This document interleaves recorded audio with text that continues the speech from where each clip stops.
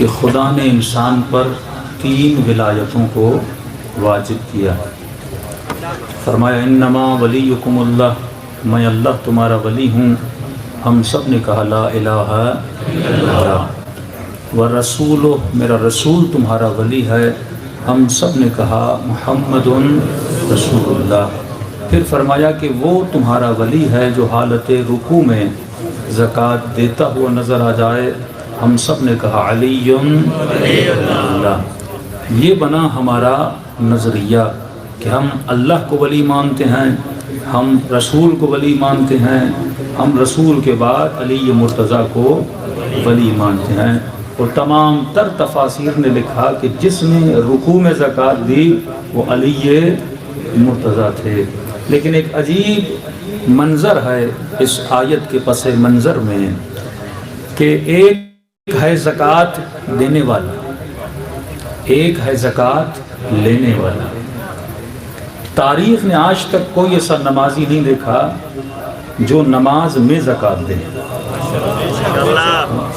اور تاریخ نے ایسا کوئی فقیر نہیں دیکھا جو نمازیوں سے نماز میں زکوٰۃ لے۔ نماز تو آپ کے یہاں بھی ہوتی ہے، جمعہ ہوتا ہے تو فقیر سارے دروازے پہ کھڑے رہتے ہیں کہ ابھی نمازی نماز ختم کرے گا۔ فقیر کو جلدی کیا ہے کہ نمازی کو نماز پڑھنے دو، اور جیسے نماز پڑھ لے گا تو میں خیرات لے لوں گا۔ اور نمازی کو بھی پتا ہے کہ مجھے کون سی جلدی ہے۔ فقیر تو بھاگے نہیں جا رہا، دروازے پہ کھڑا ہے، جیسے نماز ختم ہوگی جو مجھے دینا ہوگا میں فقیر کو دے دوں گا۔ تو آج تک بھی آپ نے کبھی ایسا فقیر نہیں دیکھا ہوگا جو نمازیوں کے بیچ میں آ جائے اور کہے مجھے خیرات دو۔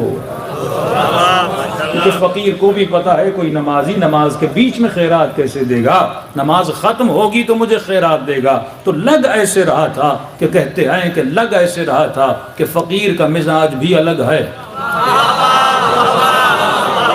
نمازی کا مزاج بھی الگ ہے۔ یا ایسے کہوں کہ فقیر نمازی کو جانتا تھا، نمازی فقیر کو جانتا تھا۔ علماء نے کہا کیسے نہ جانتا، کیونکہ لینے والا جو جبرائیل تھا، دینے والے علی مرتضیٰ تھے۔ برائے خشنودی علی ابن ابی طالب بلندر صلوات۔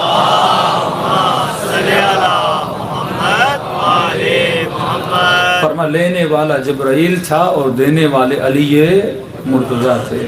لیکن اعتراض کرنے والے کو اعتراض کرنے کا حق ہے، اور ہمیں حق ہے کہ ہم اس کا علمی طریقے سے جواب دیں۔ علی والا کبھی بھی اعتراض پہ گالی نہیں دیتا، گالیاں وہ دیتے ہیں جن کے پاس جواب نہیں ہوتا۔ یہ وہ مکتب ہے جس کے پاس قرآنی جواب بھی ہے، عقلانی جواب بھی ہے، حدیث کا جواب بھی موجود ہے۔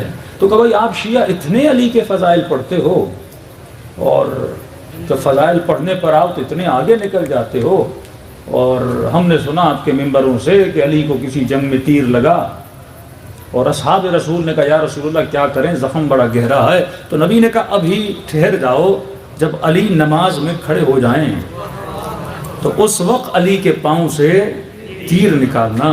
کہ آپ ہی پڑھتے ہو کہ تیر نکل بھی گیا اور علی کو پتہ تک نہ چلا، کہ وہ علی جو نماز کی حالت میں تیر نکلے علی کو پتہ نہ چلے۔ تو یہ بات سمجھ میں نہیں آتی کہ علی نے اسی نماز کی حالت میں فقیر کی آواز کو کیسے سن لیا۔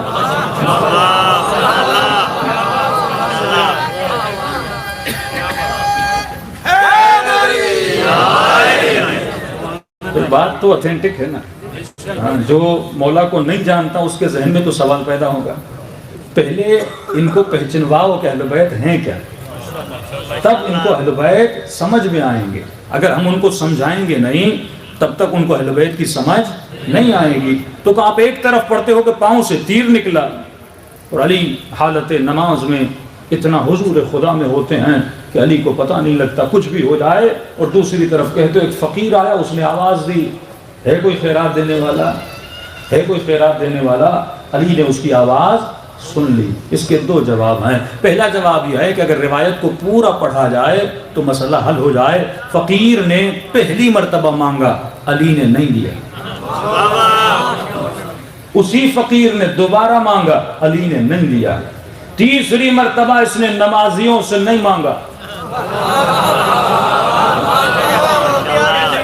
تیسری مرتبہ اس نے نمازیوں سے نہیں مانگا، شکوہ کیا پروردگار عالم سے کہ خدا تیرے نبی کی دربار میں آیا، وہ بھی رحمت للعالمین نبی ہے، اور میں خالی ہاتھ جا رہا ہوں، اور فرمایا جب خدا سے مانگا اور وہ علی جو ہمیشہ حضور خدا میں ہوتا ہے آواز کو سن لیا، خیرات کو دے دیا۔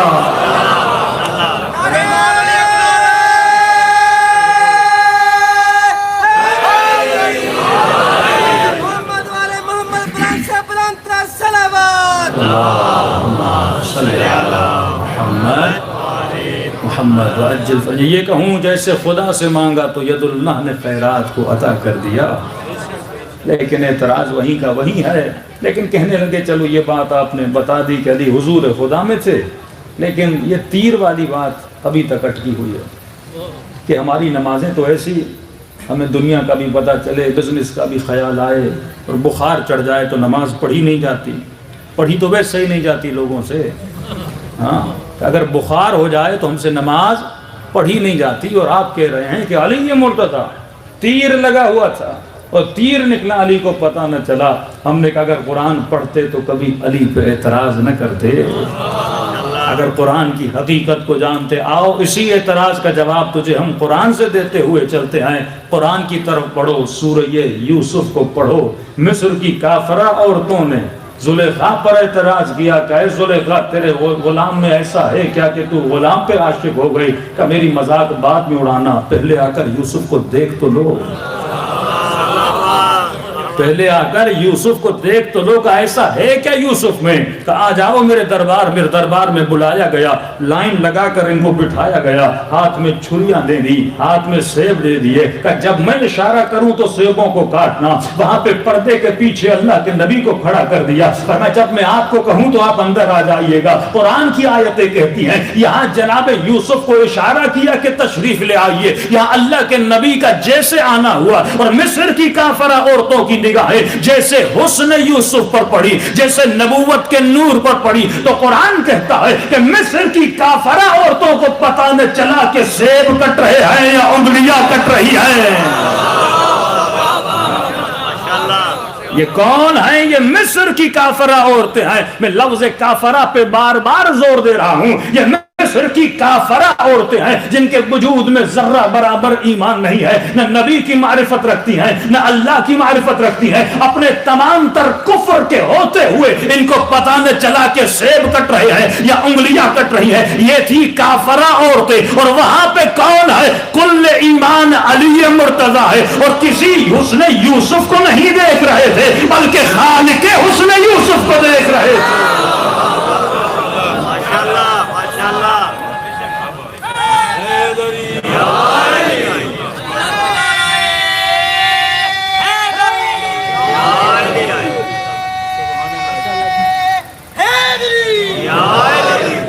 تو علی کو کیسے پتا چلتا کہ تیر نکلا ہے یا نہیں نکلا؟ یہی تو مقام ہے جہاں پہ حسین اپنے چاہنے والوں کو لانا چاہتے ہیں، یہی تو وہ مقام ہے جہاں پہ علی مرتضیٰ اپنے ماننے والوں کو لانا چاہتے ہیں۔ وہ کون سا عشق ہے کہ میثم کے ہاتھ کٹ گئے پر ذکر علی نہ چھوڑا؟ ہاں یہ عشق ہے نا، اور یہ عشق کب ملتا ہے؟ جب تو ولایت عملی کے اندر آتا ہے۔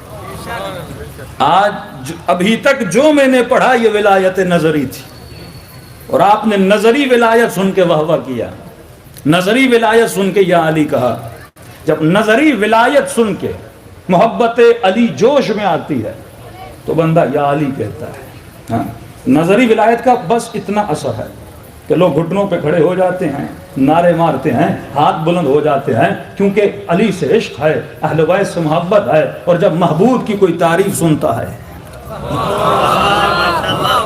تو بندے کو مزہ آتا ہے۔ آپ کا بیٹا ہوگا، کوئی کہے گا کیا کہنا آپ کے بیٹے کے، بہت ہوشیار ہے، بہت تیز ہے، تو خوشی ہوتی ہے نا، بیٹے کی تعریف سن کے خوشی ہوتی ہے۔ اسی طرح مولا کی تعریف سن کے بندے کو کیا ہوتی ہے؟ خوشی ہوتی ہے، لیکن اس خوشی کا اثر محدود ہے نعرے تک، اس خوشی کا اثر محدود ہے صرف نعرے تک، یہ ہے ولایت نظری کا اثر. لیکن جب بندے میں ولایت عملی آ جائے، جب ولایت عملی آ جاتی ہے، پھر اثر نعرے تک محدود نہیں رہتا، پھر اس کا اثر گہرا ہوتا ہے. کہ کل میں نے بتایا کہ جس کے وجود میں ولایت نظری ہو، اس کے سر میں بھی اتنی برکت ہوتی ہے کہ لکھا کہ ہمیں تعویذ دو، ہم دریا پر جا رہے ہیں تاکہ دریا کے تلاطم سے بچ جائیں. معروف کرخی نے تعویذ لکھ کر دیا، اور جب بچ گئے تو پڑھا لکھا یہ تھا کہ اے دریا تجھے قسم ہے معروف کے سر کی. تو پریشانی کے عالم میں کہا کہ مولا رضا یہ لکھتا کہ تجھے قسم ہے رضا کی، تجھے قسم ہے علی کی، تجھے قسم ہے پنجتن کی، اس نے یہ کیوں لکھا کہ تجھے قسم ہے معروف کے سر کی؟ امام نے مسکرا کر کہا کہ معروف تیرے سر میں ایسا بلا ہے کیا کہ دریا تیرے سر کی وجہ سے ان کو ڈبو نہیں رہا. کہ مولا جو سر اتنے سالوں سے رضا کے در کی نوکری کر رہا ہو، تو کیا دریا میں مجال ہے کہ میرے سر کی نہ سنتا؟ یہ ہے ولایت عملی.